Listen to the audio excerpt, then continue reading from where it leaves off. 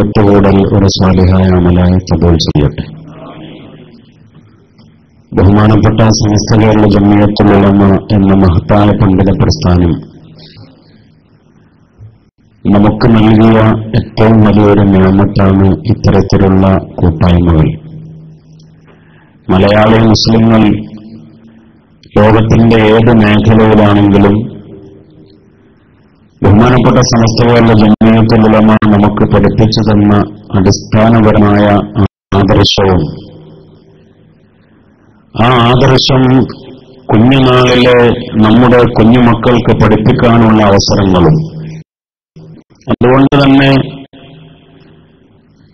പ്രത്യേകിച്ച് കുടുംബസമേതം താമസിക്കുന്ന എല്ലാവരും, അത് എവിടെയാണെങ്കിലും ഗൾഫ് രാജ്യങ്ങളിൽ മാത്രമല്ല, കേരളത്തിന് പുറത്തുള്ള മറ്റ് സംസ്ഥാനങ്ങളിൽ, അതേപോലെ മലേഷ്യ പോലെയുള്ള രാജ്യങ്ങളിലൊക്കെ ബഹുമാനപ്പെട്ട സമസ്ത കേരള ജമിയത്തുൽ ഉലമയുടെ ധാരാളം മദ്രസകളുണ്ട്.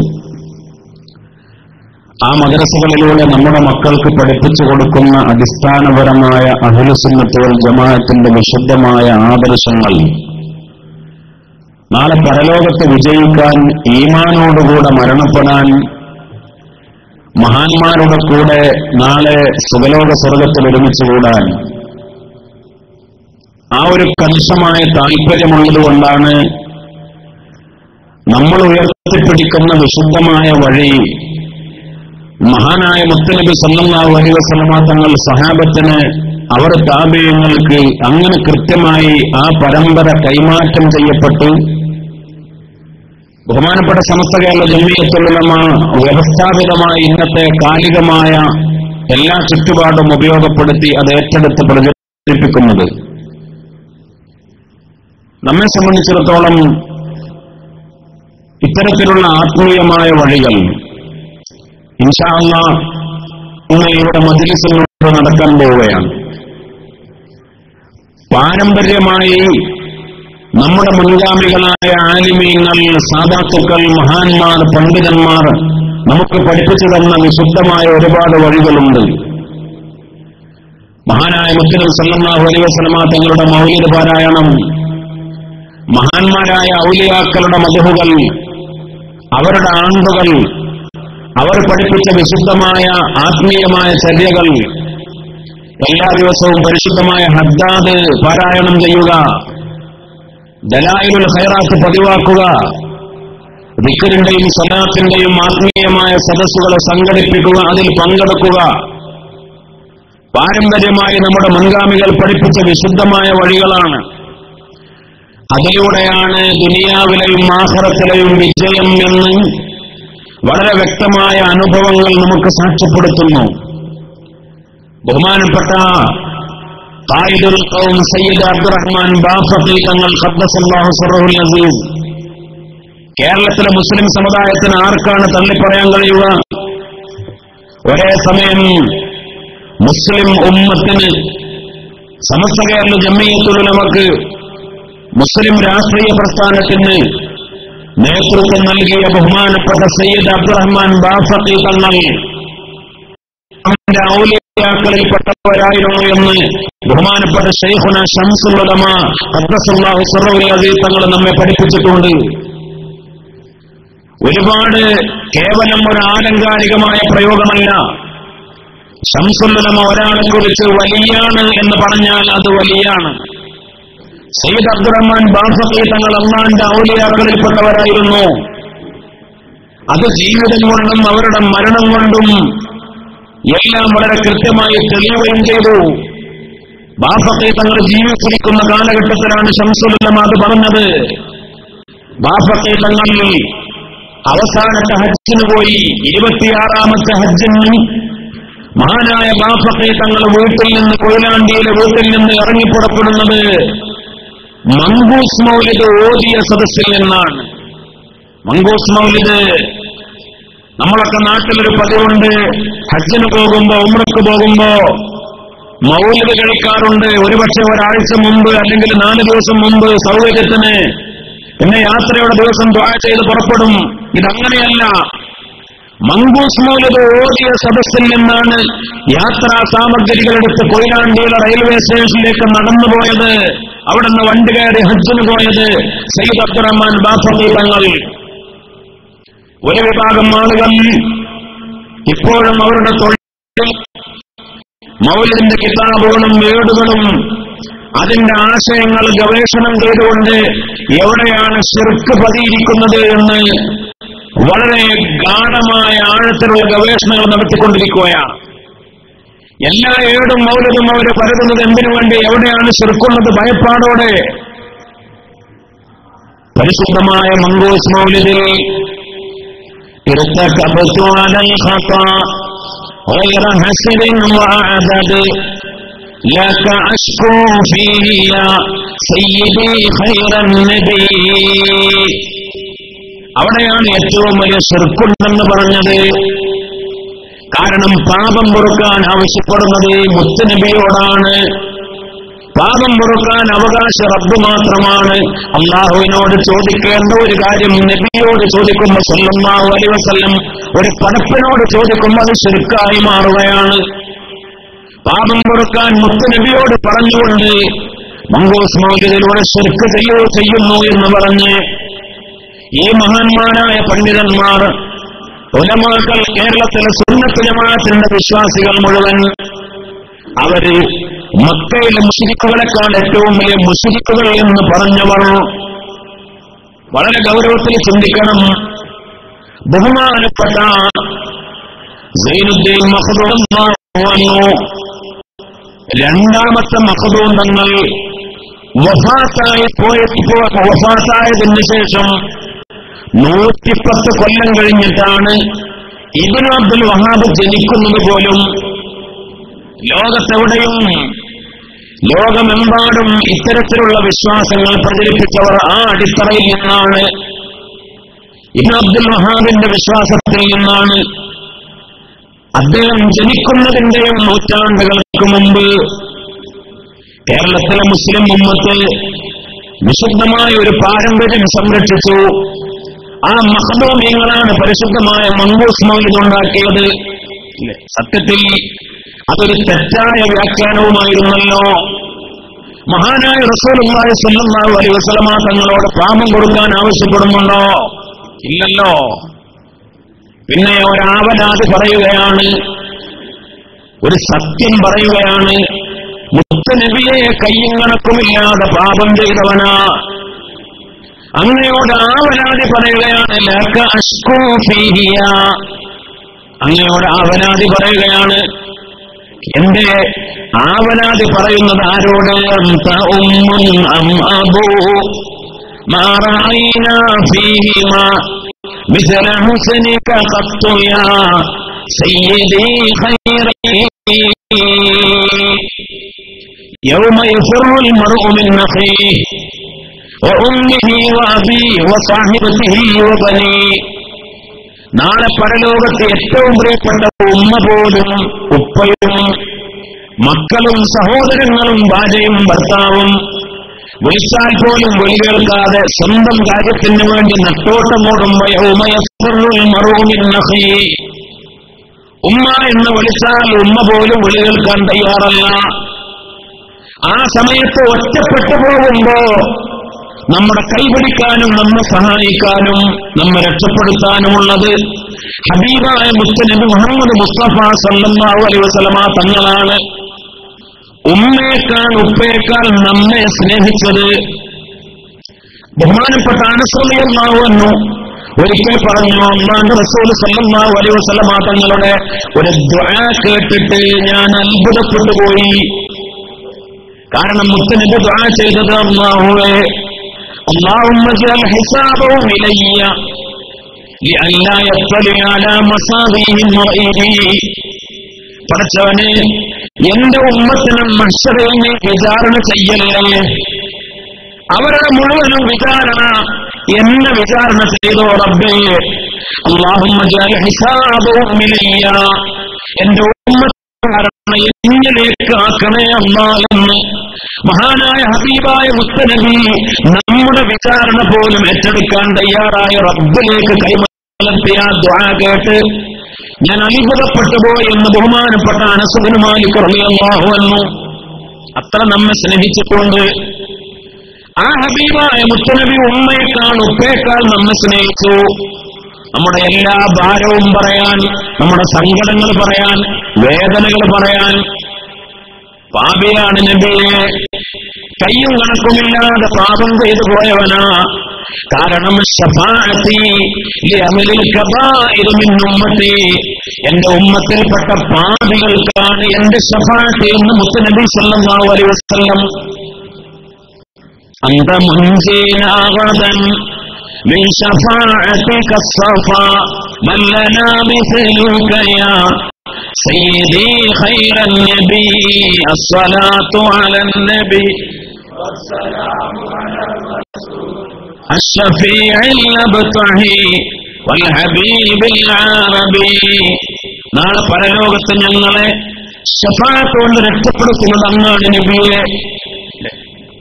എന്നിട്ട് അല്ലാഹുവിന്റെ റസൂലേ, കയ്യും കണക്കുമില്ലാതെ പാപം ചെയ്തു പോയവനാ, കയ്യും കണക്കുമില്ലാതെ തെറ്റുകൾ ചെയ്തു പോയവനാ. പിന്നെ നമ്മുടെ ആവശ്യം പറയുന്നു, ഈ പാപിക്ക് നാളെ രക്ഷപ്പെടാൻ ആവശ്യമായത് അശ്ശഫാഅത ഹബ്ലനാ ഫിൽ ഖിയാമ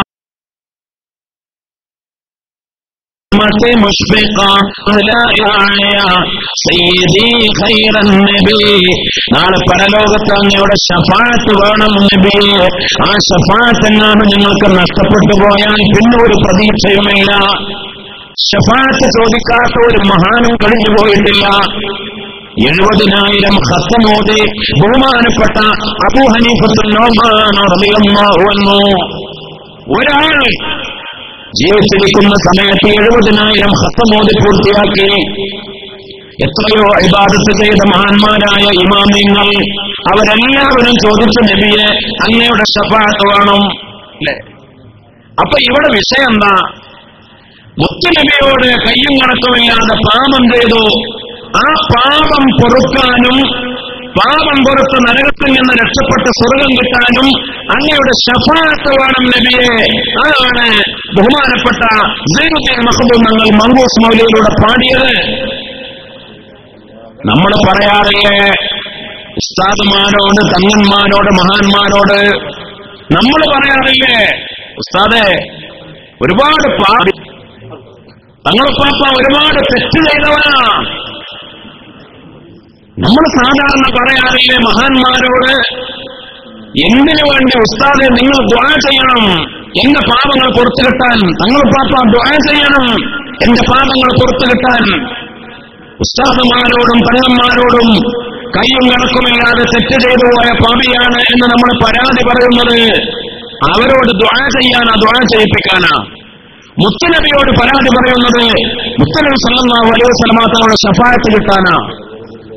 ഇതൊന്നും മനസ്സിലാക്കാതെ അല്ലെങ്കിൽ ദുർവ്യാഖ്യാനം ചെയ്തുകൊണ്ട് ഇതൊക്കെ തെറ്റാണ്, ശിർക്കാണ് എന്ന് പറയുന്നവർ. ബഹുമാനപ്പെട്ട സയ്യിദ് അബ്ദുറഹ്മാൻ ബാഫഖി തങ്ങൾ അവസാനത്തെ ഹജ്ജിന് പോയത് മങ്കൂസ് മൗലിദ് ഓതി ഈ ഇർത്തഖബത്ത് പാടി. മഹാനായ ബാഫഖി തങ്ങൾക്ക് മങ്കൂസ് മൗലിദ് മനഃപ്പാഠമായിരുന്നു. എത്രയോ ഏത് കാര്യങ്ങൾക്കും നിർദ്ദേശം കൊടുക്കുകയും ആ മൗലിദ് ഓതുകയും പതിവായിരുന്നു.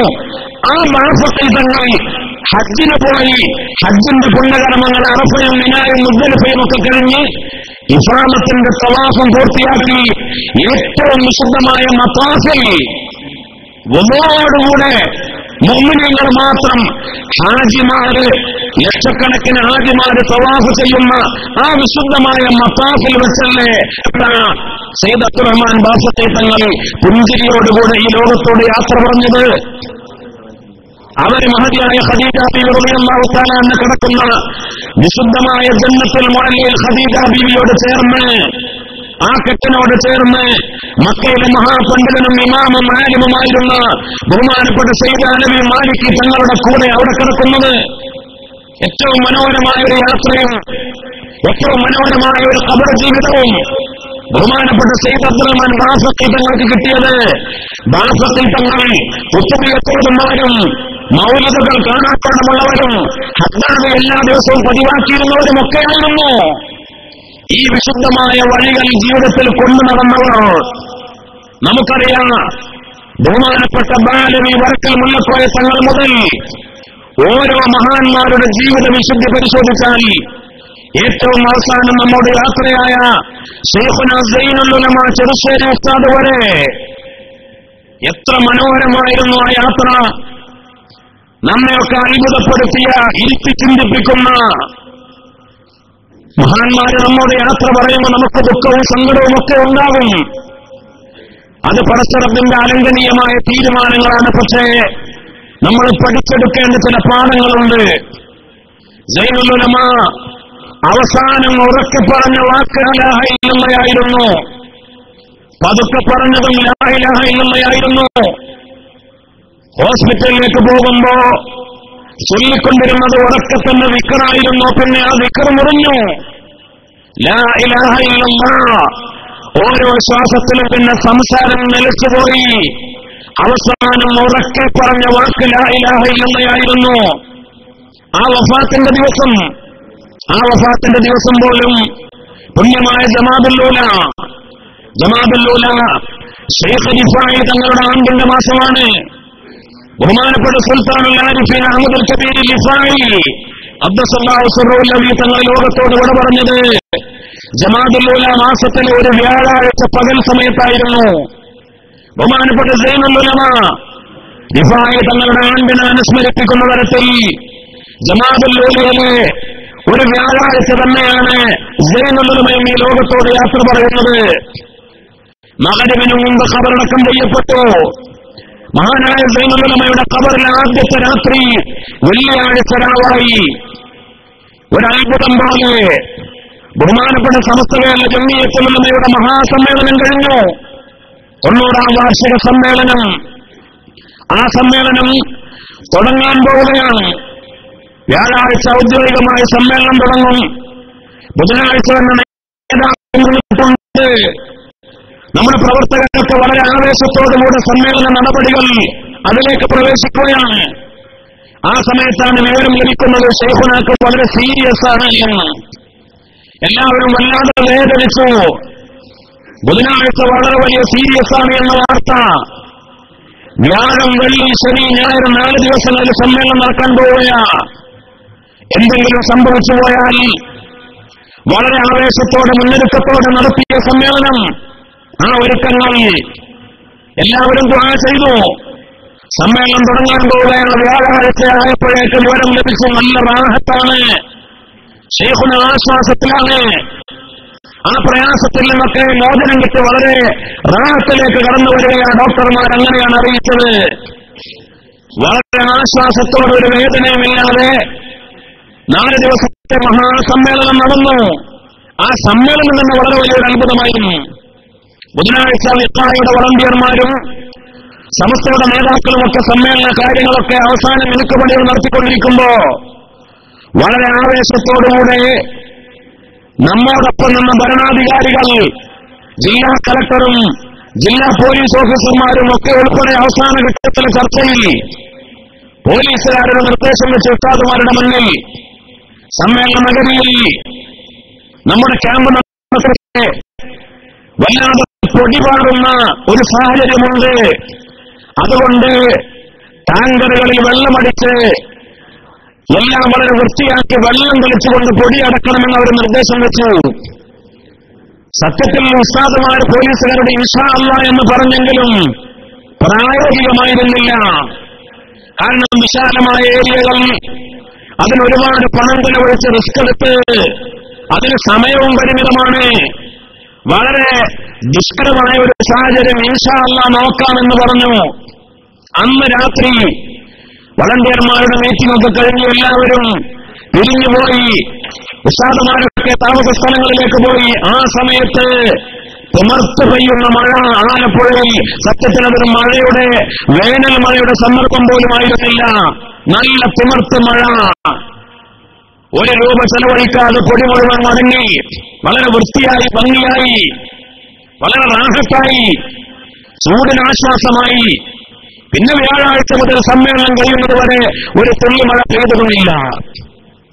അങ്ങനെ ഒരുപാട് പടച്ചറബിന്റെ സഹായങ്ങൾ നിയമത്തുകൾ. സമ്മേളനം കഴിഞ്ഞ് മഹാചരിത്രമായി മാറിയപ്പോ സമസ്തയുടെ നേതാക്കൾ പത്രത്തിൽ സുപ്രഭാതത്തിലുള്ള ഔദ്യോഗികമായി സമസ്തയുടെ അറിയിപ്പ് വന്നു. ആളുകൾക്ക് മുഴുവനും നന്ദി രേഖപ്പെടുത്തി. പ്രസിഡന്റിന്റെയും ജനറൽ സെക്രട്ടറിയുടെയും ട്രഷററുടെയും പേരിൽ 3 ആളുകളുടെ പേര് കൊടുത്തുകൊണ്ട് ഔദ്യോഗികമായ നന്ദി പ്രകടനം പത്രത്തിൽ സുപ്രഭാതത്തിലൂടെ വന്നു. 90ാം വാർഷിക മഹാസമ്മേളനം അത് വിജയിപ്പിച്ച ആളുകൾക്ക്, എല്ലാ മേഖലയിലുള്ള ആളുകൾക്ക് സമസ്തയുടെ പ്രസിഡന്റ് ശൈഖുന കോയക്കുട്ടി ഉസ്താദും ജനറൽ സെക്രട്ടറി ബഹുമാനപ്പെട്ട ചെറുശ്ശേരി ഉസ്താദും ട്രഷറർ ബഹുമാനപ്പെട്ട ജിഫ്രി മുത്തക്കോയത്തങ്ങളും ഔദ്യോഗികമായി നന്ദി പറഞ്ഞ് ബഹുമാനപ്പെട്ട സൈനുൽ ഉലമയുടെ പേരിൽ തന്നെ നന്ദി പ്രകടനവും വന്നു. അൽഹംദുലില്ലാഹ്, സമസ്തയുടെ പ്രവർത്തകരൊക്കെ ആശ്വാസത്തിൽ എല്ലാ തിരക്കുമൊഴിഞ്ഞ്. കാരണം മാസങ്ങളായി സമ്മേളനത്തിന്റെ പ്രചരണവും സമ്മേളനത്തിന്റെ പ്രചരണ യാത്രകളും എല്ലാവരും തിരക്കിലാണ്, നെട്ടോട്ടത്തിലാണ്. എല്ലാം കഴിഞ്ഞ റാഹത്തായ ഒരവസ്ഥയിലാണ് ബഹുമാനപ്പെട്ട സൈനുൽ ഉലമ ഈ ലോകത്തോട് യാത്ര പറഞ്ഞത്.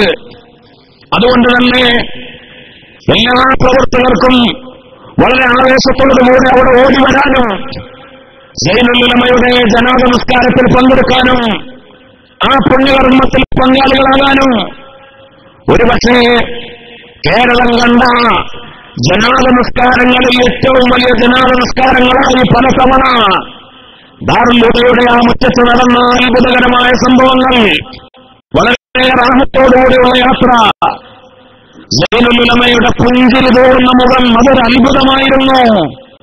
ഹോസ്പിറ്റലിൽ കിടന്ന ക്ഷീണം ആ മുഖത്ത് കണ്ടില്ല.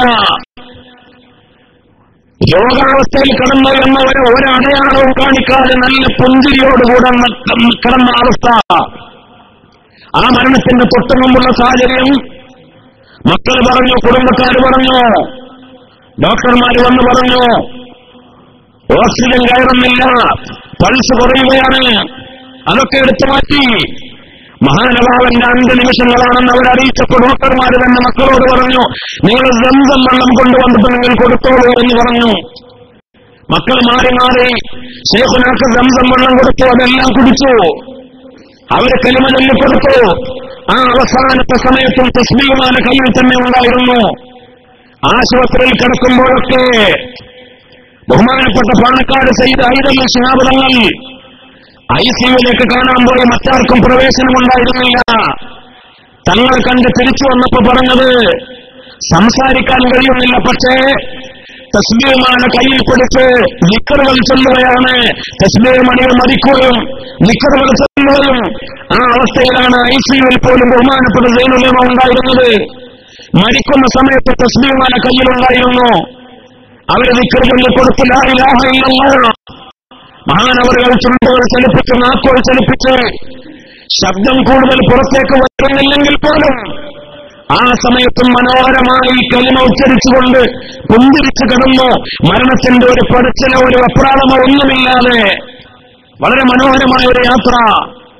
ബഹുമാനപ്പെട്ട ശൈഖുന ആത്തിഫ ഉസ്താദ് പറഞ്ഞു, ശൈഖ് റിഫായി തങ്ങളുടെ ഈ ആണ്ടിന്റെ മാസത്തിൽ അതേപോലെ ഒരു വ്യാഴാഴ്ച റിഫായി തങ്ങളുടെ വഫാത്തിനെ അനുസ്മരിക്കുന്ന വിധമുള്ള ഒരു യാത്ര ഒരുപക്ഷെ സൈനുൽ ഉലമക്ക് അല്ലാഹു അങ്ങനെ കൊടുക്കാൻ കാരണം, അത്തിപ്പറ്റ ഉസ്താദ് പറഞ്ഞ റിഫായി തരീഖത്തിന്റെ നിരവധി അമലുകൾ ബഹുമാനപ്പെട്ട സൈനുൽ ഉലമ കൊണ്ട് നടന്നിരുന്നു. സുമ്മിനുള്ള ഇജാസിയത്ത്, സുമ്മിനുള്ള ഇജാസ എന്ന് പറഞ്ഞാൽ വിഷം ബാധിച്ച ആളുകളെ ചികിത്സിക്കാനുള്ള പ്രത്യേകമായ ദിക്റുകൾ, മന്ത്രങ്ങൾ, അതിന്റെ ഇജാസത്ത് റിഫായി തരീഖത്തിന്റെ മശായിഖന്മാരിൽ നിന്ന് ബഹുമാനപ്പെട്ട സൈനുൽ ഉലമ കൊണ്ടു നടന്നിരുന്നു. അത് ചില ശിഷ്യന്മാർക്കൊക്കെ അത് ഇജാസത്ത് കൊടുക്കുകയും ചെയ്തിട്ടുണ്ട്. നിരവധി അമലുകൾ ചെറുപ്പം മുതലേ സൈനുൽ ഉലമ മുത്താലിമായിരുന്ന കാലഘട്ടത്തിൽ തന്നെ ബഹുമാനപ്പെട്ട വലിയുല്ലാഹി ഖുത്ബി മുഹമ്മദ് മുസ്ലിയാർ നവ്വറല്ലാഹു മർഖദ സമസ്തയുടെ ആദ്യകാല നായകനും നിരവധി തരീഖത്തുകളുടെ ശൈഖുമായിരുന്നു.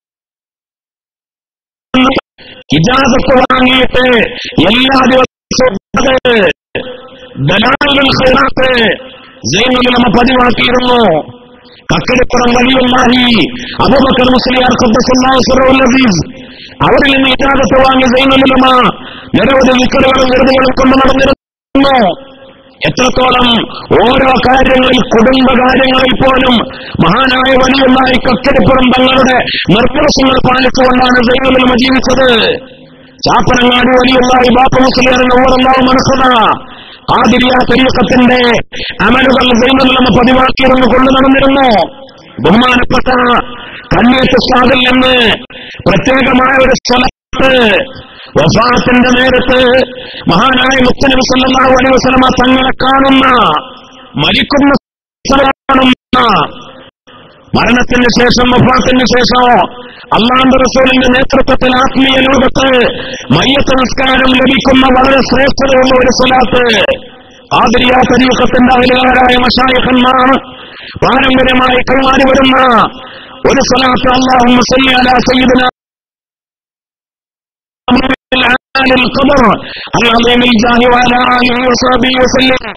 കണ്ണിയത്ത് ഉസ്താദ് പല ആളുകൾക്കും ഇജാസത്ത് കൊടുത്ത സ്വലാത്താണ്. എല്ലാ ദിവസവും 111 തവണ പതിവാക്കാനൊക്കെ കണ്ണിയത്ത് ഉസ്താദ് നിർദ്ദേശിച്ചിരുന്നു. ആ സ്വലാത്ത് സൈനുൽ ഉലമ ഇജാസത്ത് വാങ്ങിക്കൊണ്ടതാണ് പതിവാക്കിയിരുന്നു.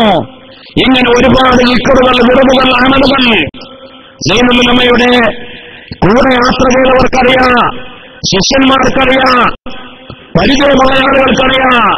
പരമാവധി സമയം കിതാബ് മുത്താല ചെയ്യാനോ ക്ലാസ് എടുക്കാനോ ഇൽമുമായി ബന്ധപ്പെട്ട വിഷയങ്ങളിലോ പിന്നെ കിട്ടുന്ന ഒഴിവ് നേരങ്ങളൊക്കെ മഹാനവറുകൾ വിക്കറുകളും വിറവുകളും ഔറാദുകളും അതിനാ ചെലവഴിച്ചിരുന്നത്.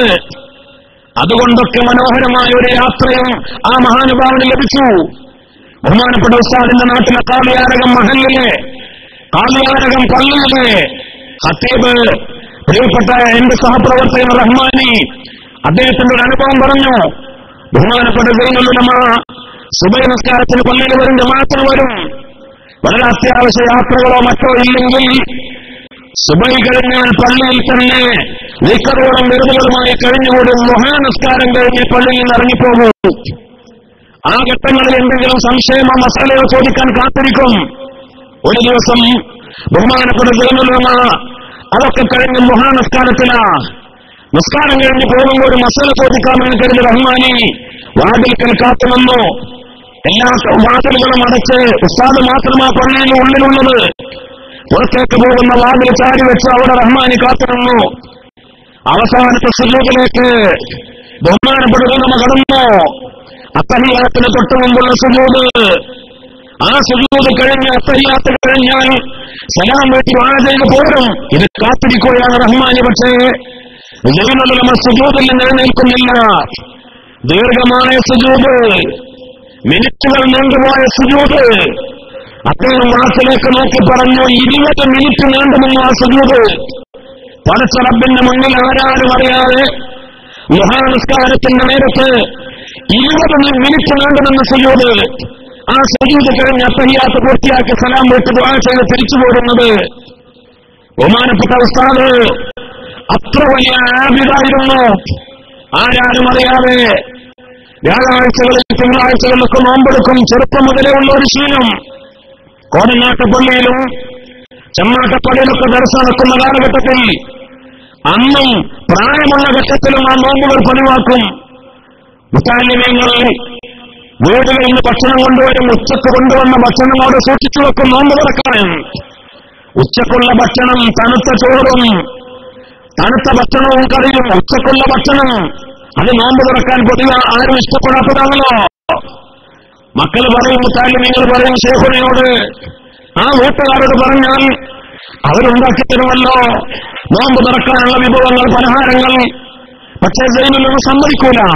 ഉച്ചക്കുണ്ടാക്കുന്ന ഭക്ഷണം 2 മണി അരി അധികം ഇട്ടാൽ നമുക്കുള്ള ഭക്ഷണമായി. പക്ഷെ നോമ്പാണ്, നോമ്പ് തുറക്കാൻ.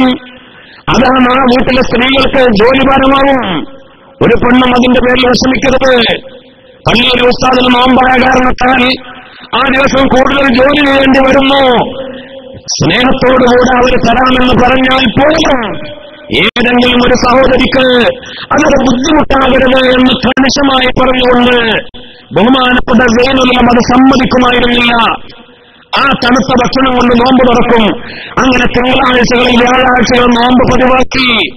സുന്നത്തായ നോമ്പുകൾ യാത്രാവേളകളിൽ പോലും പതിവാക്കി. അങ്ങനെ ജീവിച്ച വലിയ ആബിദും ആരിഫുമായിരുന്ന ബഹുമാനപ്പെട്ട സൈനുൽ ഉലമ വളരെ റാഹത്തോടുകൂടി ലോകത്തോട് യാത്ര പറഞ്ഞു.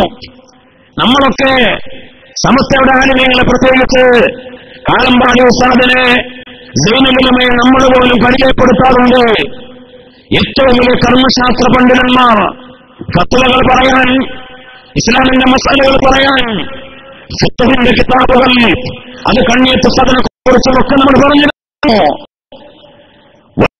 വലിയ കർമ്മശാസ്ത്ര പണ്ഡിതന്മാർ. പക്ഷേ ആ വർത്തമാനപ്പതയിൽ ചില ആളുകൾ, നമ്മളാണെങ്കിൽ പോലും ചില ആളുകൾ മനസ്സിലാക്കിയ ഒരു കാര്യമുണ്ട്. അതുകൊണ്ട് അവരൊക്കെ വലിയ കർമ്മശാസ്ത്ര പണ്ഡിതന്മാരും ചില ഹുക്കുമുകൾ പറയുന്ന പണ്ഡിതന്മാരുമായതുകൊണ്ട് അവരൊന്നും ആത്മീയതയുള്ളവരല്ല. തസവൂഫിന്റെ മേഖലയിലോ ത്വരീഖത്തിന്റെ മേഖലയിലോ ഉള്ളവരല്ല. അത് ചില ശത്രുക്കളായ ആളുകൾ, കള്ളത്വരീഖത്തുകാരൊക്കെ അങ്ങനെ പ്രചരിപ്പിക്കുകയും ചെയ്യാറുണ്ട്. സമസ്തയുടെ ആലിമീങ്ങൾ ദുനിയാവിന്റെ പണ്ഡിതന്മാരാണ്. അവരെ കേവലം ശരീരത്തിന്റെ പുറമോടി മാത്രം മിനിക്കുന്നവരും പരിശോധിക്കുന്നവരുമാണ്. അകക്കാമ്പും തസവൂഫും ത്വരീഖത്തും ഒന്നുമില്ലാത്ത ആളുകളാണ് അവരെന്ന് സമസ്തയുടെ ആലിമീങ്ങളെ ചിലരുകൾ പരസ്യമായി എതിർത്തുകൊണ്ട് ചിന്തിക്കുകയും പറയുകയും പ്രചരിപ്പിക്കുകയും ചെയ്യാറുണ്ട്. ആ പ്രചരണത്തിൽ നമ്മുടെ ആളുകൾ പോലും ചിലപ്പോൾ തെറ്റിദ്ധരിക്കാറുമുണ്ട്. അതുകൊണ്ട് തന്നെയാണ് പല ആളുകളും ചില വ്യാജ ത്വരീഖത്തുകളുടെ പിന്നാലെ പോകുന്നത്. ആത്മീയത വിട്ടാൽ സമസ്തയുടെ കൂടെ നിന്നിട്ട് കാര്യമില്ല. സമസ്തയുടെ ആലിമീങ്ങളെ ദുനിയാവും മസാലകളും പറയാനുള്ളവരാണ്. ആത്മീയത കിട്ടണമെങ്കിൽ, ആഖിബത്ത് നന്നായും നല്ല മരണം ലഭിക്കണമെങ്കിൽ മറ്റു പല വഴികൾ തേടണമെന്ന് തെറ്റിദ്ധരിച്ചുകൊണ്ട് പോകുന്നവർ ഒരു കാര്യം മനസ്സിലാക്കണം. ഒരു കള്ളത്വരീഖത്തിന്റെ ആള് പറയുന്നത്, അയാളുടെ അനുയായികൾ പറയുന്നത്, ചിരിച്ചു മരിക്കണമെങ്കിൽ ഞങ്ങളുടെ ശേഖന ബയ്യത്ത് ചെയ്യണമെന്ന എല്ലാവർക്കുള്ള വാഗ്ദാനം. ഖുത്ബുസ്സമാൻ എന്ന് സ്വയം പരിചയപ്പെടുത്തി ചിരിപ്പിച്ച് മരിപ്പിക്കാമെന്ന് വാഗ്ദാനം ചെയ്യുന്നവർ, ആ ശൈഖ് മരിച്ചിട്ടില്ല, മരണപ്പെട്ടിട്ടില്ല. പക്ഷേ സമസ്തയുടെ ഒരുപാട് ആലിമീങ്ങൾ അങ്ങനെയുള്ള കള്ളത്വരീഖത്തുകളെ അതിശക്തമായി എതിർത്ത സൈനുൽ ഉലമയെ പോലെ, കാളമ്പാടി ഉസ്താദിനെ പോലെ ആ മഹാന്മാർ ഈ ലോകത്തോട് യാത്ര പറഞ്ഞിട്ടുണ്ട്. പുഞ്ചിരിച്ച് മരണപ്പെട്ടു പോയവർ, ഉമറോടുകൂടെ മരണപ്പെട്ടു പോയവർ, നല്ല റാഹത്തായി യാത്ര പറഞ്ഞു പോയവർ, അതൊക്കെ സമസ്തയുടെ ആലിമീങ്ങളുടെ ഈ അവസാനത്തെ കണ്ണി വരെയുള്ള ഓരോരുത്തരെ പറഞ്ഞാൽ നമുക്ക് കൃത്യമായി ബോധ്യപ്പെടുന്ന കാര്യമാണ്. ശംസുൽ ഉലമയുടെ വഫാത്ത് നമുക്കറിയാമല്ലോ. മഹാനായ ശൈഖുന കണ്ണിയത്ത് ഉസ്താദിന്റെ വഫാത്ത്, പാണക്കാട് സയ്യിദ് ഉമർ ശിഹാബ് തങ്ങളുടെ, ഓരോ മഹാന്മാരുടെ നമ്മളൊക്കെ പലതവണ കേട്ടതുകൊണ്ട് ഞാൻ ആവർത്തിക്കുകയല്ല. പാറന്നൂർ ഉസ്താദ്, അങ്ങനെ ഓരോ മഹാന്മാരെ നിങ്ങൾ പഠിക്ക്, പരിശോധിക്ക്, ചിന്തിക്ക്. അതല്ലേ വൽആഖിബത്തുൽ മുത്തഖീൻ. എന്തിനാണ് ആത്മീയത? ആരാണ് തൗഹീദിന്റെ അഹ്ലുകാര്? ഞാൻ പറഞ്ഞല്ലോ, നിത്യേന മൗലിദ് ഓതിയവർ, ഹദ്ദാദ് ചൊല്ലിയവർ, ഖുതുബിയത്ത് പതിവാക്കിയവർ, ആത്മീയമായ വഴികൾ, ത്വരീഖത്തിന്റെ വഴികൾ, ദിക്റിന്റെയും സ്വലാത്തിന്റെയും മജ്ലിസുകൾ, ഇതൊക്കെ കൃത്യമായി കൊണ്ടു നടന്നവരാ ഇങ്ങനെ റാഹത്തായി മരണപ്പെട്ടത്. അതിനെ എതിർത്ത ആളുകൾ പലരും മരിച്ചുപോയത് എങ്ങനെയാ? ചില മോശമായ മരണങ്ങൾ പേരെടുത്ത് പറയുന്നത് ശരിയല്ലല്ലോ. വളരെ എന്നാലും നമ്മൾ പാഠം പഠിക്കാൻ വേണ്ടി ഓർപ്പെടുത്തുന്നത്, ബിദ്അത്തിന്റെ ആളുകൾ ഇതിനൊക്കെ ശിർക്കും കുഫറും എന്ന് പറഞ്ഞ് ഞങ്ങളാണ് യഥാർത്ഥ തൗഹീദിന്റെ ആളുകളെന്ന് പറഞ്ഞവർ. പല ആളുകളുടെയും മരണത്തെക്കുറിച്ച് പഠിക്കുമ്പോൾ നമ്മൾ ഞെട്ടിപ്പോവും. സാധാരണ ഏതൊരു മനുഷ്യന്റെയും മലവും മൂത്രവും പോകാൻ ഓരോ വഴികളുണ്ട്. ചില ആളുകൾ മരിക്കുന്ന സമയത്ത് മലവും മൂത്രവും ഒക്കെ പോകാറുണ്ട്.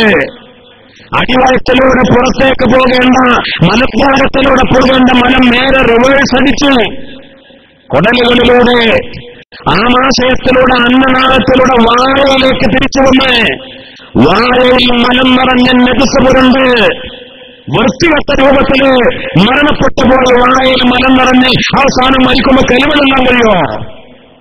അങ്ങനെ മരിച്ചുപോയ അനുഭവങ്ങളുണ്ട്. ഈ ബിദ്അത്തും ഈ നിഷേധവും കുഫ്രിയത്തിലേക്കാണ് എത്തിച്ചേരുക. ഒരു കാലത്ത് ചേകന്നൂർ മൗലവിക്ക് താടിയും തലപ്പാവും ഒക്കെ ഉണ്ടായിരുന്നു.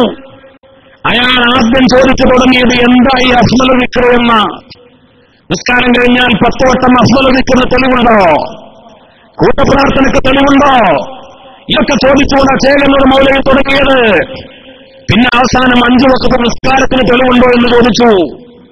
നിസ്കാരം ലോക മുസ്ലിങ്ങൾക്ക് ആർക്കും അഭിപ്രായ വ്യത്യാസമില്ലാത്ത 5 വക്ത് നിസ്കാരം. ചേകന്നൂർ മൗലവിക്കെതിരെ അതിശക്തമായി സംവാദം നടത്താനും അയാൾ പ്രസംഗിച്ചാൽ പിറ്റേ ദിവസം ഖണ്ഡനം നടത്താനും ഓടി നടന്നിരുന്നയാളാണ് ബഹുമാനപ്പെട്ട ശൈഖുനാ ഇ കെ ഹസൻ മുസ്ലിയാർ നവ്വറല്ലാഹു മർകദ. ഒരു ദിവസം കോഴിക്കോട്ടെ റെയിൽവേ സ്റ്റേഷനിൽ വെച്ച് ചേകന്നൂരിനെ കണ്ടു. അപ്പൊ നേരെ മുന്നിൽ വന്നപ്പോ മുന്നിൽ കണ്ടപ്പോ ചോദിച്ചു, അല്ല ചേകന്നൂർ മൗലവി, നിങ്ങൾ എന്തൊക്കെ പറഞ്ഞാലും നിങ്ങളിപ്പോ അവസാനം പറയുന്നത് നിസ്കാരം 3 വക്തുള്ള നിസ്കാരത്തെ പോലെ നിങ്ങൾ നിഷേധിച്ചു, നിങ്ങൾക്ക് അല്ലാഹനെ പേടിയില്ലേ എന്ന് ചോദിച്ചു ഇ കെ ഹസൻ മുസ്ലിയാർ. അപ്പൊ ഇയാൾ സ്വകാര്യമായി പറഞ്ഞ, ഹസൻ മൗലവിയെ അതിന് അള്ളണ്ട് എന്ന് എനിക്കണ്ട് വലിയ ഉറപ്പായിട്ടില്ല. കുഫ്രിയത്തിലേക്കാണ് അയാൾ എത്തിയത്. അയാൾ മരിച്ചപ്പോഴോ മയ്യത്ത് നിസ്കാരം നടന്നോ? ആരെങ്കിലും മയ്യത്ത് കുളിപ്പിച്ചോ? ഖബറടക്കിയോ? CBI അന്വേഷിച്ചത് ചുമന്ന കുന്നിലുണ്ട് എന്ന് പറഞ്ഞ് JCB മാന്തിയപ്പോ അവിടുന്ന് കിട്ടിയതൊരു നായയുടെ അസ്ഥി കൂടാണ്. മൗലാന നാട്യ ഉസ്താദ് പറഞ്ഞ് പടച്ചോൻ കോലം മറിച്ചെടുത്തേണാവോ, ഒരു നായയുടെ അസ്ഥി കൂട കിട്ടിയത്. അല്ലാഹു അലം. ഞാൻ പറയുന്നത് ലോക ചരിത്രത്തിൽ ബിദ്അത്തുകാരുടെ അന്ത്യവും ബിദ്അത്ത് പലപ്പോഴും കുഫ്രിയത്തിലേക്ക് എത്തിയതിന്റെ അന്ത്യം ഇങ്ങനെയൊക്കെയാ. ബിദ്അത്തിന്റെ ഒക്കെ അടിത്തറ മഹാന്മാരെ നിഷേധിച്ചതാണ്. ഇത് എന്ന് തുടങ്ങിയതാ? ഇത് മഹാന്മാരായ സ്വഹാബത്തിന്റെ കാലഘട്ടത്തിൽ തന്നെ ഖവാരിജുകൾ, റാഫിലുകൾ, ആ മുഅ്തസിലികൾ അന്ന് തുടങ്ങി അവരുടെ വ്യത്യസ്തമായ ചിന്തകളും മതഭേദങ്ങളുമാണ് ഇപ്പോൾ സകല ബിദ്അത്തുകാരും നടക്കുന്നത്. ഇമാം അബൂ ഹനീഫ റളിയല്ലാഹു തആല അൻഹുവിന്റെ അയൽക്കാരൻ റാഫിൽ ഉണ്ടായിരുന്നു. റാഫിലുകൾ എന്ന് പറഞ്ഞാൽ നമ്മൾ ഇന്ന് മനസ്സിലാക്കുന്ന ബഹുമാനപ്പെട്ട മഹാനായ സയ്യിദുനാ അബൂബക്കർ സിദ്ദീഖ് റളിയല്ലാഹു അൻഹുവിനെ ബഹുമാനപ്പെട്ട ഉമർ ഇബ്നുൽ ഖത്താബ് റളിയല്ലാഹു അൻഹുവിനൊക്കെ ആക്ഷേപിക്കുന്ന ഒരു വിഭാഗമാണ് അവര്. അബൂബക്കർ സിദ്ദീഖ് റളിയല്ലാഹു അൻഹുവിനോടും ഉമർ റളിയല്ലാഹു അൻഹുവിനോടും വിരോധം വെച്ചു പുലർത്തുന്നവർ. അവർ നിസ്കരിക്കാത്തവരല്ല, നോമ്പെടുക്കാത്തവരല്ല, മുത്തനബിയെ സ്നേഹിക്കാത്തവരല്ല. ഈ റാഫിലിയായ മനുഷ്യൻ സയ്യിദുനാ അബൂബക്കർ സിദ്ദീഖ് തങ്ങളോടും ഉമർ ഇബ്നുൽ ഖത്താബ് തങ്ങളുള്ള ദേഷ്യം കാരണത്താൽ അയാൾ 2 കഴുതകളെ വാങ്ങിയപ്പോ ആ കഴുതകൾക്ക് പേരിട്ടു. ഒരു കഴുതക്ക് അബൂബക്കർ എന്നും പേരിട്ടു, ഒരു കഴുതക്ക് ഉമർ എന്നും പേരിട്ടു. നഊദുബില്ല. എന്തിനെ? അബൂബക്കർ സിദ്ദീഖ് റളിയല്ലാഹു അൻഹുവിനെ നിന്ദിക്കാൻ, ബഹുമാനപ്പെട്ട മഹാനായ ഉമർ ഇബ്നുൽ ഖത്താബ് തങ്ങളെ നിന്ദിക്കാൻ കഴുതകൾക്ക് അങ്ങനെ പേര് വെച്ചു. ഒരു ദിവസം ഇബ്നു ഹമ്മാദ് റളിയല്ലാഹു അൻഹു അബൂ ഹനീഫ ഇമാമിന്റെ പേരക്കുട്ടി വന്നിട്ട് പറഞ്ഞു, നേരം പുലർന്നപ്പോ, വല്യപ്പ, നമ്മുടെ അയൽക്കാരൻ റാഫിലുണ്ടല്ലോ, ഇന്നലെ അയാള് അവസാനിച്ച്, ഇന്നലെ അയാൾ മരിച്ചു. എങ്ങനെ മരിച്ചു? വളരെ മോശമായി. അയാൾ അന്ന് വാങ്ങിയ 2 കഴുതകളുണ്ടല്ലോ, അതിൽപ്പെട്ട ഒരു കഴുത അവനെ കുത്തി വളർത്തി ചവിട്ടി. അങ്ങനെ കഴുതയുടെ ആക്രമണത്തിൽ കഴുതയുടെ കുത്തേറ്റിട്ടാണ് ഇന്നലെ രാത്രി അവർ ഒടുങ്ങി അവസാനിച്ചത്. ഇത് കേട്ടപ്പോ അബൂ ഹനീഫ റളിയല്ലാഹു അൻഹു പറഞ്ഞു, മോനെ, ആ ഉമറിന് പേരുള്ള കഴുതേർക്കോന്ന് കുത്തിയിട്ടുണ്ടായി, അതൊന്ന് അന്വേഷിച്ച് നോക്കാന്ന് പറഞ്ഞു. അബൂ ഹനീഫ ഇമാം വെറുതെ അഭിപ്രായം, ധാരണ. കാരണം മഹാന്മാരെ നിന്ദിച്ചാൽ, ഔലിയാക്കളെ, സഹാബത്തിനെ, മഹാന്മാരെ ഒക്കെ നിന്ദിച്ചാൽ അതിന്റെ അദാബ് ദുനിയാവിൽ വെച്ച് തന്നെ കിട്ടുമെന്ന് ബോധ്യമുള്ള ബഹുമാനപ്പെട്ട അബൂ ഹനീഫ ഇമാം അങ്ങനെ പറഞ്ഞു. പേരെക്കുട്ടി ചെന്ന് അന്വേഷിച്ച് തിരിച്ചു വന്നു. വല്യപ്പ, അങ്ങനെ തന്നെ ആ ഉമറിന് പേരുള്ള ബഹുമാനപ്പെട്ട അബൂ ഹനീഫ ഇമാം പറഞ്ഞു, അത് അങ്ങനെ വരൂ. സൂരത്തും ധീരനും ഇസ്ലാമിന്റെ ചങ്കുറപ്പുള്ള പടത്തലവനുമായിരുന്ന ബഹുമാനപ്പെട്ട സയ്യിദുനാ അമീറുൽ മുഅ്മിനീൻ ഉമർ ഇബ്നുൽ ഖത്താബ് റളിയല്ലാഹു അൻഹു. ഇങ്ങനെ ചരിത്രത്തിൽ നമുക്ക് ഒരുപാട് കാണാൻ കഴിയും. മഹാന്മാരെ നിഷേധിക്കുന്നത്, ഈ നിഷേധങ്ങളാണ് ബിദ്അത്തിന്റെ മുഴുവൻ അടിത്തറ. അതുകൊണ്ട് അവർ ബദരീങ്ങളെ നിഷേധിച്ചത്. നമ്മൾ ഇൻഷാ അല്ലാഹ് മജ്‌ലിസിനോട് ഈ പുണ്യമായ സദസ്സിലേക്ക് പ്രവേശിക്കാൻ പോവുകയാണ്. അതിനെയും കളിയാക്കുന്നവർ എന്ത് മജ്‌ലിസിനോട്, അത് ആരും ഉണ്ടാക്കിയതാ എന്നൊക്കെ കളിയാക്കുന്നവർ, എവിടെയും വിദേശത്ത് കാണാൻ ആഗ്രഹിക്കുന്നവർ, ബഹുമാനപ്പെട്ട പാണക്കാട് സയ്യിദ് ഹൈദർ ശിഹാബ് തങ്ങൾ പ്രത്യേകമായി ഇജാസത്ത് നൽകി ഇന്ന് മദ്രസകളുടെ കാര്യം പറഞ്ഞതുപോലെ മലയാളികൾ എവിടെ ഉണ്ടോ അവിടെയൊക്കെ മജ്‌ലിസുന്നൂറിന്റെ സദസ്സുകൾ നടന്നുകൊണ്ടിരിക്കുകയാണ്. ജനങ്ങൾക്ക് അതുകൊണ്ട് വളരെ നേട്ടങ്ങളുണ്ട്, ഒരുപാട് അനുഭവങ്ങളുണ്ട്, ഒരുപാട് അത്ഭുതങ്ങൾ സംഭവിച്ചുകൊണ്ടിരിക്കുന്നുണ്ട്. എന്തേ കാരണം? അത് ബദരീങ്ങളുടെ സദസ്സാണ്.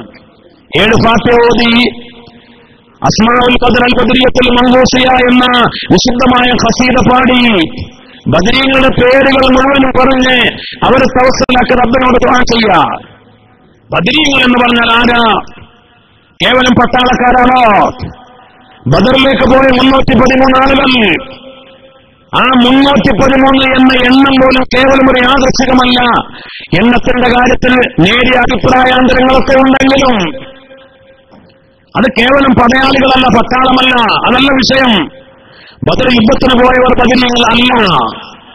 ബദർ യുദ്ധത്തിൽ പങ്കെടുക്കാത്തവർ ബദരീങ്ങളുടെ കൂട്ടത്തിലുണ്ട്. ഞാൻ ഇന്നലെ സൂചിപ്പിച്ചിരുന്ന ബഹുമാനപ്പെട്ട സയ്യിദുന ഉസ്മാൻ ഇബ്നു അഫ്ഫാൻ റളിയല്ലാഹു അൻഹു ബദറിൽ പങ്കെടുത്തിട്ടില്ല, പക്ഷെ ബദരീങ്ങളിൽപ്പെട്ടവരാ. ബദറിലേക്ക് പോയിട്ടില്ല, ബദർ കണ്ടിട്ടില്ല. കാരണം മഹാനവറുടെ പ്രിയപ്പെട്ട ഭാര്യ രോഗത്തിൽ കിടപ്പിലായിരുന്നു, റുഖിയ്യ ബീവി റളിയല്ലാഹു അൻഹാ. അവരെ ശുശ്രൂഷിക്കാൻ നിൽക്കേണ്ടി വന്ന കാരണത്താൽ മുത്തുനബി പറഞ്ഞു, ഉസ്മാനെ നിങ്ങൾ വരണ്ട റളിയല്ലാഹു അൻഹു. മുത്തുനബിയും സല്ലല്ലാഹു അലൈഹി വസല്ലം സഹാബത്തും ബദർ വിജയിച്ച് തിരിച്ചു വന്നപ്പോ റുഖിയ്യ ബീവി വഫാത്തായി പോയിരുന്നു. അവരുടെ ഖബറുകൾ നിസ്കരിച്ച് ദുആ ചെയ്ത് മുത്തുനബി പ്രഖ്യാപിച്ചു, പ്രിയപ്പെട്ട ഉസ്മാൻ, സയ്യിദുന ഉസ്മാൻ ബദരീങ്ങളിൽപ്പെട്ടവരാ. അബൂബക്കറിൻ ഉമറു ഉസ്മാൻ സുമ്മ ഹൈദറു നസ്ലുൽ യൗഫ് നാമിറു വതൽഹത്ത് ഇബ്നു ഉബൈദില്ലാഹ് ലാ ഇലാഹ ഇല്ലല്ലാഹ് ലാ ഇലാഹ ഇല്ലല്ലാഹു മുഹമ്മദുർ റസൂലുള്ളാഹ്. ആരെങ്കിലും പറഞ്ഞോ? നമ്മൾ ബദരീങ്ങളെ പറയുമ്പോൾ ഒരു ക്രമമുണ്ട്. മഹാനായ മുത്തുനബി മുഹമ്മദ് മുസ്തഫ സല്ലല്ലാഹു അലൈഹി വസല്ലം അല്ലേ ബദരീങ്ങളിൽ ഒന്നാമത്തവരാ. പിന്നെ അബൂബക്കർ റളിയല്ലാഹു അൻഹു, പിന്നെ ഉമർ റളിയല്ലാഹു അൻഹു, പിന്നെ ഉസ്മാൻ റളിയല്ലാഹു അൻഹു. എന്നാ ഉസ്മാൻ റളിയല്ലാഹു അൻഹു ബദറിലേക്ക് വന്നിട്ടില്ല, പങ്കെടുത്തിട്ടുമില്ല. എന്നാ മൂപ്പർ അവസാനം 313ാമത്തെ ആളാകട്ടെ എന്നാരെങ്കിലും പറഞ്ഞോ? ഇതൊരു ആത്മീയ വഴിയാണ്. ആ ആത്മീയ നേതാക്കന്മാരുടെ ഒരു ക്രമമാണ്. 313 മുഴുവൻ ആ ക്രമത്തിലല്ലെങ്കിൽ പോലും മുത്തുനബിയും 4 ഖലീഫമാരും എവിടെയും ആ ക്രമത്തിലേ പറയൂ. മഹാനവറുകൾ മാത്രമല്ല, വേറെയും സഅദ് ഇബ്നു ഉബാദ റളിയല്ലാഹു അൻഹു ബദരീങ്ങളിൽപ്പെട്ടവരാ, പക്ഷേ ബദറിൽ പങ്കെടുത്തിട്ടില്ല.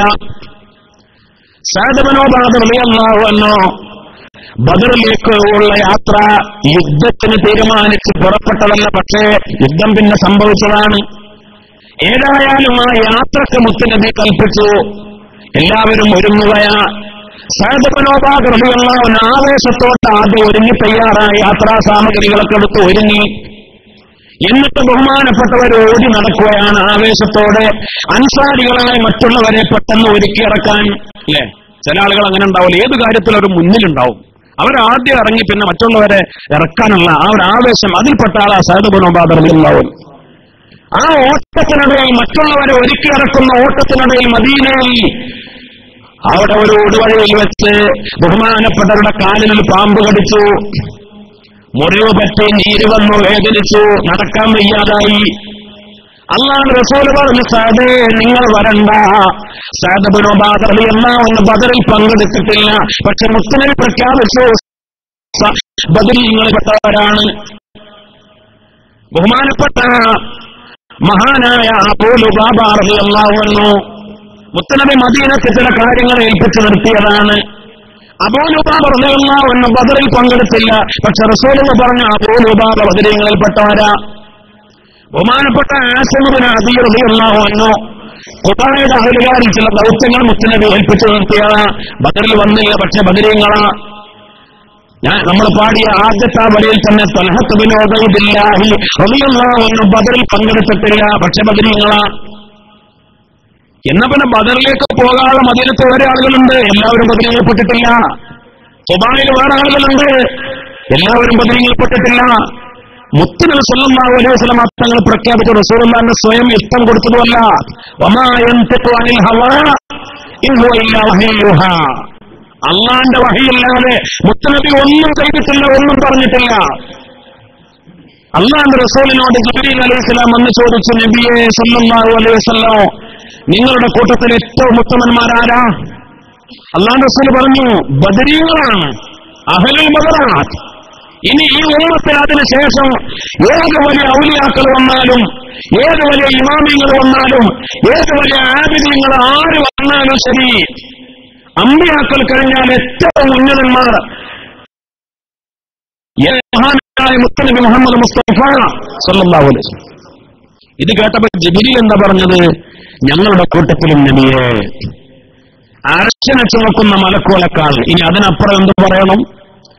സ്വർഗകാവൽക്കാരായ മലക്കുകൾ ഉണ്ടാവരെക്കാൾ, സ്വർഗത്തിലെ ഖാദിമീങ്ങളായ മലക്കുകളെക്കാൾ, ബൈത്തുൽ മഅമൂർ തവാഫ് ചെയ്യുന്ന മലക്കുകളെക്കാൾ, ഹദീറത്തുൽ ഖുദ്സിലെ ആബിദീങ്ങളായ മലക്കുകളെക്കാൾ, അർശനെ ചുറ്റുന്ന അർശനെ ചുമക്കുന്ന മലക്കുകളെക്കാൾ പടച്ച റബ്ബ് ഏറ്റവും വലിയ സ്ഥാനം കൊടുത്തത് ബദറിൽ ഇറങ്ങിയ മലക്കുകളാണ്. 5000 മലക്കുകൾ. അല്ലേ? ജിബ്രീലും മീകായിലും ഇസ്രാഫീലും അസ്റായിലും ഒക്കെ ബദറിൽ ഇറങ്ങിയിട്ടുണ്ട്. അള്ളാഹുവിന് 1000ഓളം വരുന്ന ഖുറൈശി പടയെ നശിപ്പിക്കാൻ എന്തിനാണ് 5000 മലക്കുകൾ വേണോ? ഇല്ലേ? മുത്തനബി സല്ലല്ലാഹു അലൈഹി വസല്ലം തങ്ങൾ തന്നെ പറഞ്ഞു, വേണ്ട, 7 ടൗണുകൾ, 7 പട്ടണങ്ങൾ, 10000കണക്കിന് ജനങ്ങളുണ്ടായിരുന്ന 7 പട്ടണങ്ങൾ, ലൂത്ത് നബി അലൈഹി സ്വലാമിന്റെ കാലഘട്ടത്തിൽ 7 ടൗണുകൾ. ഇന്ന് അവിടെ പോയാൽ നമുക്ക് കാണാം, ജോർഡാനിലും ഇസ്രായേലിലും 2 രാജ്യങ്ങൾ പങ്കിടുന്ന 2 രാജ്യങ്ങളിലായി വ്യാപിച്ചു കിടക്കുകയാണ് ജഡ്സി. ആ ജഡ്സിയുടെ പ്രദേശത്തുണ്ടായിരുന്ന 7 ടൗണുകൾ മുഴുവൻ അട്ടിമറിക്കാൻ ജിബ്രീൽ അലൈഹിസ്സലാം എന്ന മലക്കിന്റെ ഒരു തൂവൽ മാത്രമാണ് ഉപയോഗിച്ചത് മഹാനായ മുത്തനബി സല്ലല്ലാഹു അലൈഹി വസല്ലം. അല്ലേ? പിന്നെ ഈ 1000ഓളം വരുന്ന ഖുറൈശി പടയെ നശിപ്പിക്കാൻ ഒരു മലക്ക് പോലും ആവശ്യമില്ല.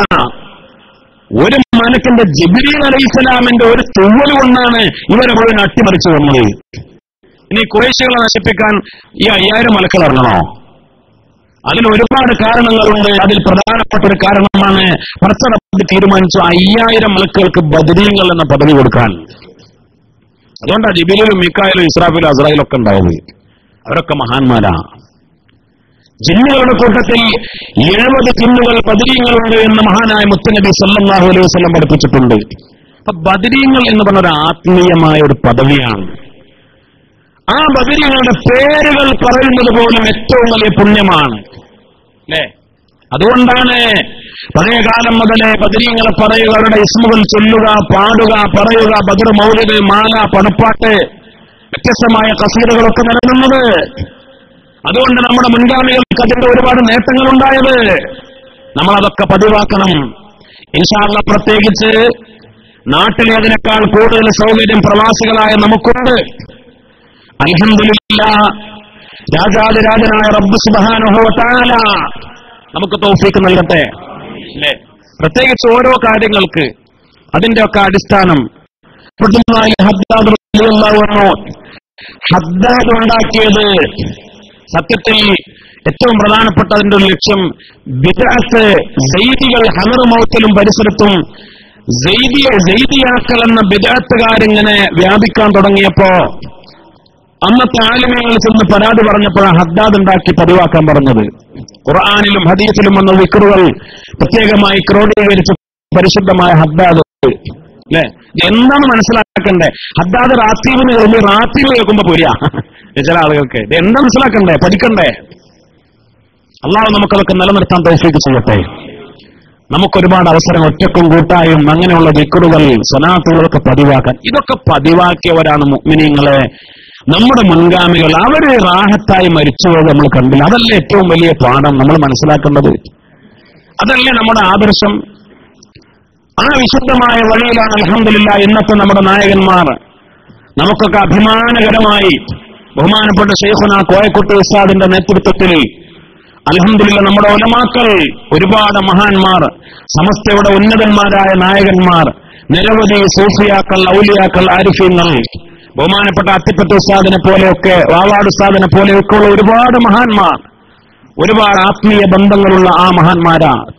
അൽഹംദുലില്ലാഹ് ഇവിടെയാണെങ്കിലും നാട്ടിലാണെങ്കിലും അങ്ങനെയുള്ള വിശുദ്ധമായ വഴികൾ നമ്മളൊക്കെ അതിലൊക്കെ പങ്കെടുക്കുകയും ഈ ലോകത്തും പരലോകത്തും വിജയിക്കാനുള്ള ഊർജം, നമ്മുടെ ധൈര്യം, ആവേശം ഈ മഹാന്മാരാ, അവരുടെ നിർദ്ദേശങ്ങളാ, അവരുടെ ദുആയാ.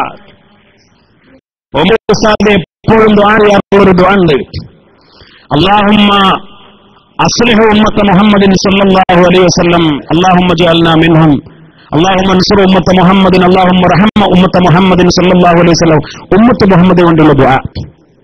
പലപ്പോഴും ഞങ്ങള് ഉസ്താദിന്റെ കൂടെയൊക്കെ ഈ പ്രഭാഷകര് ഇതേപോലെ അവസാനം ദിക്ർ ദുആന് മുമ്പ് പ്രസംഗം നടക്കും. കോഴിക്കോട്ട് ഉസ്താദ് പറയും, ഇന്ന് കുട്ടി പോയിക്കോളി, നിന്റെ ദുആക്ക് 1 മണിക്കൂറെങ്കിലും വേണ്ടി വരും, നമുക്ക് ഇനി കുറെ പോകണ്ടേ എന്നൊക്കെ പറഞ്ഞ് ഞങ്ങൾ കൊണ്ടിട്ടല്ലേ പറഞ്ഞേക്കും. പലപ്പോഴും പരമാവധി ഇരിക്കാൻ വേണ്ടി ശ്രമിക്കും. സംഘാടകരും പറയും, ഉസ്താദിന് കുറച്ച് വരണാൽ മതി. പക്ഷെ ഉസ്താദ് അതാ വിക്രകളൊക്കെ ചൊല്ലി അറബിയിലും മലയാളത്തിലൊക്കെ ഉള്ള എല്ലാ ദുആയും കഴിഞ്ഞിട്ട് അവസാനിപ്പിക്കുള്ളൂ. അങ്ങനെ ഒരു പതിവാണ്. അപ്പൊ നമ്മളതിന്റെ കാര്യങ്ങൾ മനസ്സിലാക്കുമ്പോഴാണ് എന്തുകൊണ്ടാണ് അവരൊക്കെ അങ്ങനെ പതിവാക്കുന്നത്. അവർക്ക് കിട്ടിയ ഇജാദത്തനുസരിച്ച് അവരൊക്കെ ദുആ, ഈ ദുആ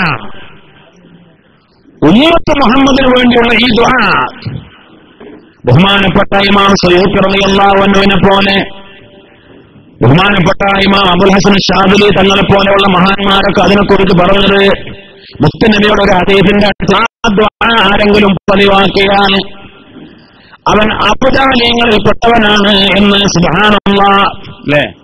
അവൻ അബ്ദാലികളിൽപ്പെട്ടവനാണ്. അപ്പൊ നമ്മുടെ ഉസ്താദുമാര്, നേതാക്കളൊക്കെ ചില പ്രത്യേകമായ ദ്വാകളൊക്കെ പിന്നിൽ ഒരുപാട് രഹസ്യങ്ങളുണ്ടെന്ന് മനസ്സിലാക്കണം. അപ്പൊ നമ്മള് കുത്തുബിയത്ത് കഴിഞ്ഞാലുള്ള ദ്വാ, മൗലിദ് ഓതിയാലുള്ള ദ്വാ, അപ്പൊ നമ്മൾ മജ്‌ലിസിനോട് കഴിഞ്ഞാലുള്ള ഈ ദ്വാ, അതിന്റെ ഒക്കെ പിന്നിൽ ഒരുപാട്, ഓരോ വാക്കിലും അതിന്റെ ഒക്കെ പിന്നിൽ ഒരുപാട് അത്ഭുതങ്ങളുണ്ട്, അതിന്റെ ഒക്കെ പിന്നിൽ ഒരുപാട് സിർറുകളുണ്ട്. ഇൻഷാ അല്ലാഹ് അതിന്റെ ഒക്കെ ബറക്കത്തുണ്ട്. ദുനിയാവിലും ആഖിറത്തിലും വിജയിക്കാൻ പടച്ച റബ്ബ് നമുക്കൊക്കെ തൗഫീഖ് നൽകി അനുഗ്രഹിക്കട്ടെ. എന്റെ പ്രിയപ്പെട്ടവരെ, ബഹുമാനപ്പെട്ട കോയക്കുട്ടി ഉസ്താദ് രോഗശയ്യയിലാണ്. ദുആക്കുത്തരം കിട്ടുന്ന ആ മഹാൻ, ബഹുമാനപ്പെട്ട മഹാനായ കോയക്കുട്ടി ഉസ്താദിന്റെ ദുആക്കുത്തരം കിട്ടിയ എത്ര 100,000 അനുഭവങ്ങൾ. ഈ അടുത്ത നമ്മുടെ കാളികാവിലെ ഒരു തങ്ങളുണ്ട്, സിരിക്കോയ തങ്ങള്. അദ്ദേഹവും അദ്ദേഹത്തിന്റെ സുഹൃത്ത് ഫൈസലും, ഫൈസലിന്റെ വാപ്പ ചേകന്നൂർ മതത്തിലേക്ക് പോയി. പല ഉസ്താദുമാരും സംസാരിച്ചു, ആയത്തോ ദിവസമൊക്കെ ഓടിക്കൊടുത്തു. വാപ്പ നന്നായില്ല, മഹല്ല് വലങ്ങി. കാരണം കുഫ്രിയത്താണല്ലോ, മരിച്ചാൽ ഖബറടക്കം ചെയ്യില്ല, മഹല്ല് പ്രഖ്യാപിച്ചു വലങ്ങി. ഫൈസൽ ആകെ ഇടങ്ങറായി, കാരണം വാപ്പയാണല്ലോ എന്തായാലും. അവസാനം തങ്ങളും ഫൈസലും കൂടെ കോയക്കുട്ടി ഉസ്താദിന്റെ വീട്ടിൽ വന്ന് അർപ്പിച്ചു. കോയക്കുട്ടി ഉസ്താദ് നീണ്ട ദുആ, കുറെ ദിക്റും സലാത്തും സൂറത്തുകളൊക്കെ ഓതി നീണ്ട ദുആ. ആമീൻ പറയാൻ ആകെ 2 ആളുള്ളൂ, ഉസ്താദിന്റെ വീട്ടിലാ. പിറ്റേ ദിവസം ചെന്നപ്പോ വാപ്പ മാറി, ചേകന്നൂരിന്റെ വഴി വിട്ടു. 5 വഖ്ത് നിസ്കരിക്കാനും ജുമാക്കൊക്കെ പള്ളിയിൽ വരാൻ തുടങ്ങി. 2 ആഴ്ച കഴിഞ്ഞപ്പോഴേക്ക് ആ മനുഷ്യൻ മരണപ്പെടുകയും ചെയ്തു. മുഅ്മിന്റെ രൂപത്തിൽ റാഹത്തായി സന്തോഷത്തോടുകൂടെ ഖബറടക്കം ചെയ്തു. ഉസ്താദിന്റെ ദുആക്ക് ഉത്തരം കിട്ടിയതാ. ഇങ്ങനെ എത്ര 100,000 അനുഭവങ്ങൾ. മഹാനുഭാവൻ രോഗത്തിലാണ്, അല്ലാഹ് ശിഫ കൊടുക്കട്ടെ. ബഹുമാനപ്പെടുന്ന എല്ലാ ഉസ്താദ് സമത്തോടെ മുശാവറ മെമ്പർ ഇവിടെ വന്ന ആളെ നമുക്കൊക്കെ അറിയാം. ഉസ്താദ് ഒരു ഓപ്പറേഷന് വേണ്ടി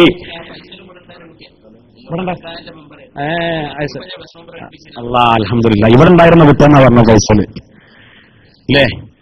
ഇവിടെ ഉണ്ടായിരുന്ന കുട്ടി. അപ്പൊ എന്നെക്കാൾ നിങ്ങൾക്ക് ആ സംഭവം അറിയാം. അത് റബ്ബിന്റെ ഒരു തീരുമാനം നിങ്ങൾ നോക്കണം. അള്ളാഹു ആ കുട്ടിയുടെ മരണപ്പെട്ട പിതാവിന് മഗ്ഫിറത്തും റഹ്മത്തും നൽകട്ടെ, അല്ലേ? അത് നമ്മുടെ ഉസ്താദുമാര് അങ്ങനെ 100,000 അനുഭവങ്ങൾ. ഇതൊക്കെ പലപ്പോഴും നമ്മൾ അവർ വഫാത്തായി പോയതിനു ശേഷമൊക്കെ അറിയാം ആരാണ് അവരെന്ന്. ഇപ്പൊ ചെറുശ്ശേരി ഉസ്താദിനെ കുറിച്ച് പലപ്പോഴും നമ്മളൊക്കെ അറിയാം, അവരൊക്കെ പോയതിനു ശേഷം. ജീവിച്ചിരിക്കുന്ന സമയത്ത് തന്നെ അവരൊക്കെ അറിയാനും ബന്ധപ്പെടാനും പ്രത്യേകിച്ച് നിങ്ങൾക്കൊക്കെ കൂടുതൽ അവസരങ്ങൾ പലപ്പോഴും കിട്ടാറുണ്ട്. അല്ലാഹു സുബ്ഹാനഹു വ തആല നമുക്കൊക്കെ തൗഫീഖ് നൽകി അനുഗ്രഹിക്കട്ടെ. നെല്ലായ ഉസ്താദ് രോഗിയായി കിടക്കുകയാണ്. അതേപോലെ പല ആളുകളും നിങ്ങൾ പ്രത്യേകം ഈ സദസ്സിൽ വെച്ച് ബഹുമാനപ്പെട്ട ഉസ്താദുമാരുടെ മദ്രസിനോട് കഴിഞ്ഞാൽ ദുആ ചെയ്യണം. കാരണം എന്നെ സംബന്ധിച്ചിടത്തോളം പോകാൻ സമയം വൈകി അതിന്റെ അവസാന ഘട്ടത്തിലാണ്. ഇൻഷാ അല്ലാഹ് ധൃതി പിടിച്ചുള്ള ഒരു വരവും പോക്കുമായി ഇൻഷാ അല്ലാഹ് ഇനിയും ബഹുമാനപ്പെട്ട തങ്ങൾ ദുആ ചെയ്തതുപോലെ ഇനിയും വരാനും നമുക്കൊക്കെ ബന്ധപ്പെടാനും അല്ലാഹു തൗഫീഖ് നൽകി അനുഗ്രഹിക്കട്ടെ. മഹാന്മാരുടെ വഴിയിൽ ജീവിക്കാൻ പടച്ച റബ്ബ് നമുക്ക് തൗഫീഖ് നൽകട്ടെ. നിങ്ങളൊക്കെ ദുആ ചെയ്യണമെന്ന വസിയത്തോടുകൂടെ വാഖിറു ദഅവാനാ അൽഹംദുലില്ലാഹി റബ്ബിൽ ആലമീൻ.